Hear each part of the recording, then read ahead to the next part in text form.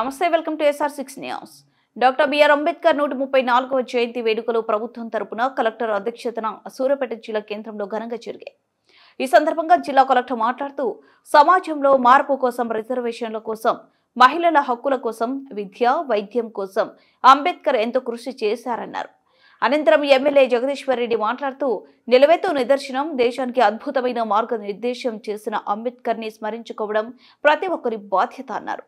తెలంగాణ వచ్చాక ప్రపంచంలో ఎక్కడ లేని విధంగా 125 అడుగుల అంబేద్కర్ విగ్రహాన్ని ఏర్పాటు చేసి సచివాలయానికి అంబేద్కర్ పేరు పెట్టిన ఘనత కేసీఆర్ ప్రభుత్వానికి దక్కుతుందన్నారు.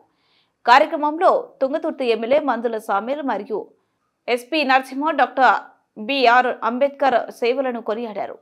ఈ సందర్భంగా పలువురు ప్రముఖులు, విద్యావేత్తలు, సంఘ సంస్కర్తలు, మేధావులు, సామాజిక కార్యకర్తలు, స్వచ్ఛంద సంస్థలు, ప్రజాప్రతినిధులు పాల్గొన్నారు.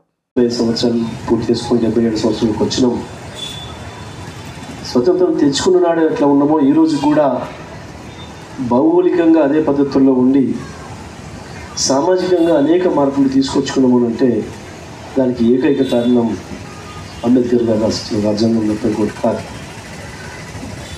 అంబేద్కర్ కేవలం కొందరివాడు కాదు. అంబేద్కర్ లాంటి మహాశైలకు కులాలు, మతాలు ఉండవు. అంబేద్కర్ మానవీయతకు ప్రతిరూపం అంబేద్కర్. ఒక సమాజ నిర్మాణం ఎట్లుండాలి, ప్రత్యేకించి భారతదేశ సమాజం అనేక కులాలు, మతాలు, వర్గాలుగా చీలిపోయి అనేక సాంప్రదాయాలు, సంస్కృతులకు నిలయంగా ఉన్న ఈ దేశాన్ని, అనేక భిన్నత్వాలతో కూడుకున్నది ఈ దేశాన్ని ఏకత్వంలో నిలిపి ఉంచడం అంటే ఇది మామూలు విషయం కాదు. అప్పటికే ప్రపంచంలోని అనేక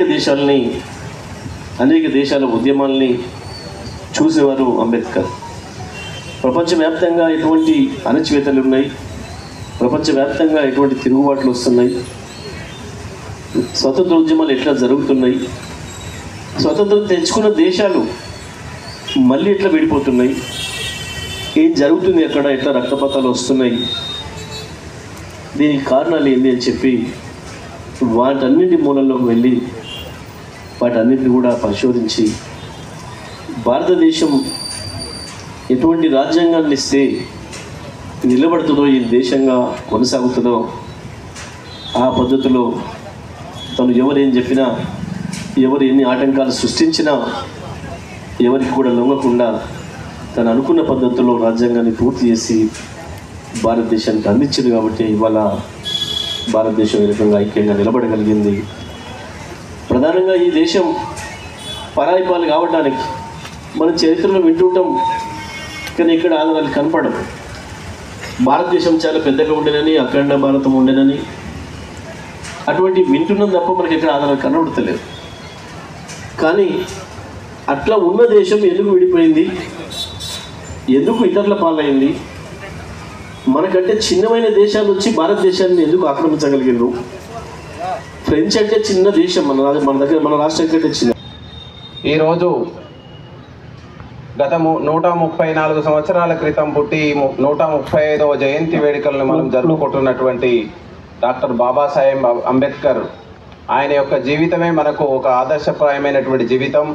మనం ఈరోజు కూడా అందరము కూడా ఆచరిస్తూ, అనుసరిస్తూ, ఆయన మార్గంలో పయనిస్తూ సమాజంలో వెనుకబడినటువంటి కులాలు, స్పెషల్గా సాంఘిక సంక్షేమం, అదేవిధంగా బీసీ సంక్షేమం అన్నిటికీ ఆద్యులు. ఆయన ఇచ్చినటువంటి మార్గం మనం ఈరోజు ముందుకెళ్తున్నాం. వివిధ ప్రభుత్వాలు దాని మీదనే వివిధ సంక్షేమ పథకాలనే మనకు ప్రవేశపెడుతూ ముందుకు తీసుకెళ్తుంది.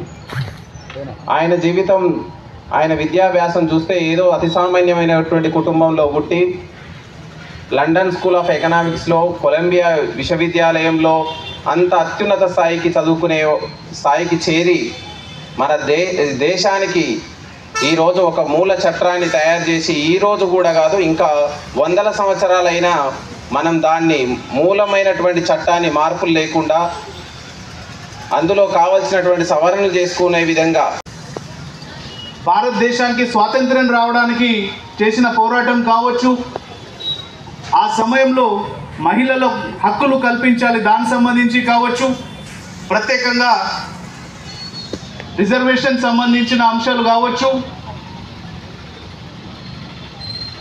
రాజకీయ పరంగా పొలిటికల్ రిప్రజెంటేషన్ మాత్రమే కాకుండా విద్య కావచ్చు, వైద్యం కావచ్చు, ఎకనామిక్ ఇండిపెండెన్స్ అంటే ఆర్థికంగా కూడా అందరికీ సమాన అవకాశాలు ఉండాలి. అట్లా ఎన్నో రంగాల్లో ఆ సమయంలో ఉన్న భారతదేశం బ్రిటిషర్స్కి వ్యతిరేకంగా పోరాటం చేసినప్పుడు కావచ్చు. డాక్టర్ బిఆర్ అంబేద్కర్ ఆయన ఒక శక్తి, ఆయన ఒక యుక్తి. ఆయన నిర్మించిన రాజ్యాంగం ఇవాళ మనందరినీ ఇక్కడ కూర్చొని పెట్టింది. ఆనాడున్న కుల వ్యవస్థ, మొన్న మన మహాత్మా పూలే 198వ జయంతి చేసుకున్నాం. ఇవాళ